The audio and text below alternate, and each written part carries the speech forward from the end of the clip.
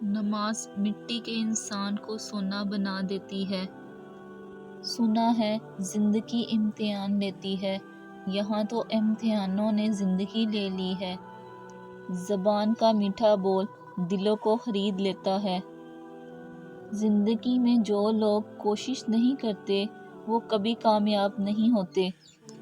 زندگی میں ہم جو چاہتے ہیں وہ آسانی سے نہیں ملتا، لیکن زندگی کا سچ یہ ہے کہ ہم بھی وہی چاہتے ہیں جو آسان نہیں ہوتا۔ یقین کرو، تم نماز پڑھنے لگ جاؤ، اللہ تعالیٰ تمہاری ساری مشکلات حل کر دے گا۔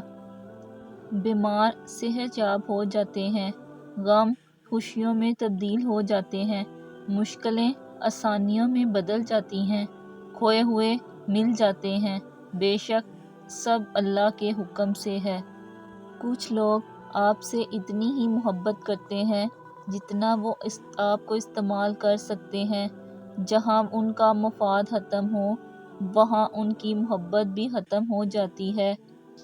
آپ کی منزل وہاں تک ہے جہاں تک آپ ہمت نہیں ہارتے۔ پریشانی میں مذاق اور خوشی میں طعنہ مت دو، کیونکہ اس سے رشتوں میں موجود محبت ختم ہو جاتی ہے۔ غصے میں سچ بولنا بڑا مشکل ہے، کیونکہ غصے میں انسان صرف جذبات بولتا ہے، سچ نہیں بولتا۔ پرانے لوگ سمجھدار تھے، تعلقات سنبھال لیتے تھے، پھر لوگ پریکٹیکل ہو گئے، تعلق سے فائدہ نکالنے لگے۔ اب لوگ پروفیشنل ہیں، فائدہ ہو تو تعلق رکھتے ہیں۔ دعا اس چیز کو بھی تم تک کھینچ لاتی ہے جو تمہارے نصیب کا حصہ بھی نہیں ہوتی۔ جب تم کسی میں کوئی عیب دیکھو تو اسے اپنے اندر تلاش کرو، اگر اسے اپنے اندر پاؤ تو اسے نکال دو، یہ اصلاح کی بہترین کوشش ہے۔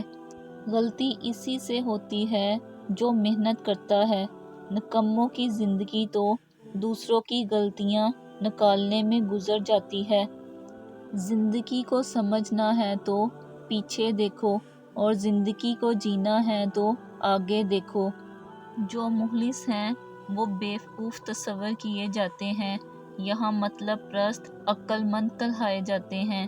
زبان سبھی کے پاس ہے، لحاظ کسی کسی کے پاس۔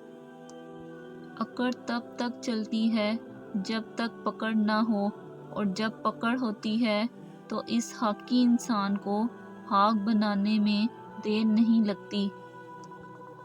قدر کرنا سیکھ لو، کچھ لوگ بار بار نہیں ملتے، اور میرے جیسے تو بالکل بھی نہیں۔ جو انسان آپ سے دل سے بات کرے، اس کو کبھی دماغ سے جواب مت دینا۔ گفتگو آرام سے کیجیے، آپ کی باتیں آپ کے والدین کی تربیت کا عکس ہوتی ہیں۔ وہ چاٹ لیتا ہے دیمک کی طرح مستقبل، تمہیں پتہ نہیں ماضی جو حال کرتا ہے۔